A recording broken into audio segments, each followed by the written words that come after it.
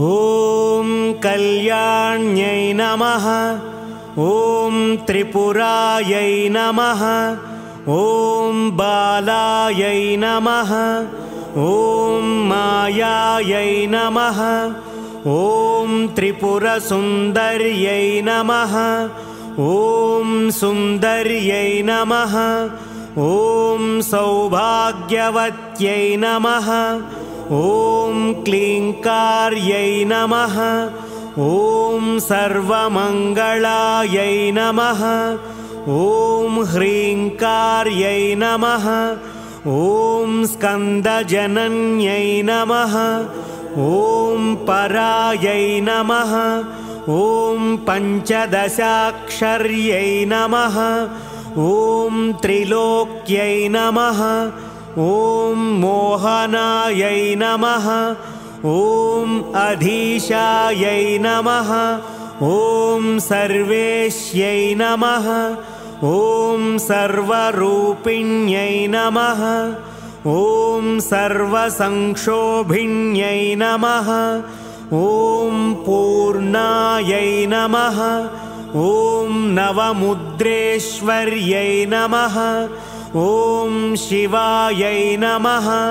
ॐ अनङ्गकुसुमायै नमः।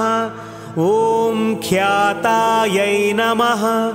ॐ अनङ्गभुवनेश्वर्यै नमः। ॐ जप्यायै नमः। ॐ स्तव्यायै नमः। ॐ श्रुत्यै नमः। ॐ नित्यायै नमः। ॐ नित्यक्लिन्नायै नमः। ॐ अमृतोद्भवायै नमः। ॐ मोहिन्यै नमः। ॐ परमायै नमः। ॐ आनन्दायै नमः। ॐ कामेश्यै नमः। ॐ तरुण्यै नमः। ॐ कलायै नमः। ॐ कलावत्यै नमः। ॐ भगवत्यै नमः। ॐ पद्मरागकिरीटिन्यै नमः। ॐ सौगन्धिन्यै नमः। ॐ सरिद्वेण्यै नमः। ॐ मन्त्रिण्यै नमः। ॐ मन्त्ररूपिण्यै नमः। ॐ तत्त्वत्रयै नमः। ॐ तत्त्वमय्यै नमः। ॐ सिद्धायै नमः। ॐ त्रिपुरवासिन्यै नमः। ॐ श्रियै नमः। ॐ मत्यै नमः। ॐ महादेव्यै नमः। ॐ कौलिन्यै नमः। ॐ परदेवतायै नमः। ॐ कैवल्यरेखायै नमः। ॐ वसिन्यै नमः। ॐ सर्वेश्यै नमः। ॐ सर्वमातृकायै नमः। ॐ विष्णुस्वस्रे नमः। ॐ देवमात्रे नमः। ॐ सर्वसम्पत्प्रदायिन्यै नमः। ॐ आधारायै नमः। ॐ हितपत्नीकायै नमः। ॐ स्वादिष्ठानसमाश्रयायै नमः। ॐ अज्ञायै नमः। ॐ पद्मासनासीनायै नमः। ॐ विशुद्धस्थलसंस्थितायै नमः। ॐ अष्टत्रिशङ्कलामूर्त्यै नमः। ॐ सुषुम्नायै नमः। ॐ चारुमध्यमायै नमः। ॐ योगीश्वर्यै नमः। ॐ मुनिध्येयायै नमः। ॐ परब्रह्मस्वरूपिण्यै नमः।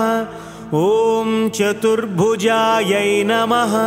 ॐ चन्द्रचूडायै नमः। ॐ पुराण्यै नमः। ॐ आगमरूपिण्यै नमः।